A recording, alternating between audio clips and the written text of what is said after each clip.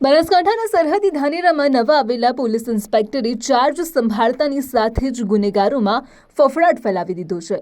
ધાનેરાના નવા PI SD ચૌધરીએ પહેલા જ દિવસે પોતાની કર્તવ્યનિષ્ઠાનો પરચો આપતા રાજસ્થાન સરહદેથી આવતા બે ઇસમોને એમડી ડ્રગ્સ સાથે ઝડપી પાડ્યા છે।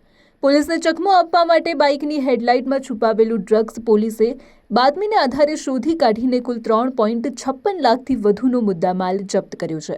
ધાનેરા પોલીસ સ્ટેશનમાં નવા નિમણૂક પામેલા પીઆઈ એસડી ચૌધરીએ પદભાર સંભાળતા જ વાહન ચેકિંગના આદેશ આપ્યા હતા અને આ જ દરમિયાન રાજસ્થાન તરફથી આવી રહેલા એક શંકાસ્પદ બાઇકને અટકાવવામાં આવ્યું। જ્યારે હેડલાઇટ ખોલીને તપાસ કરવામાં આવી ત્યારે પોલીસ પણ ચોંકી ઉઠી હતી। હેડલાઇટની અંદર અત્યંત ચાલાકીપૂર્વક છુપાવેલું એમડી ડ્રગ્સનો જથ્થો મળી આવ્યો હતો।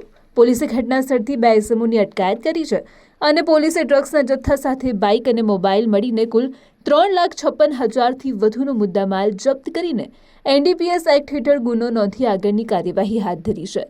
આ ડ્રગ્સ ક્યાંથી લાવવામાં આવ્યું હતું અને કોને સપ્લાય કરવાનું હતું તે દિશામાં પોલીસે તપાસ તેજ કરી છે।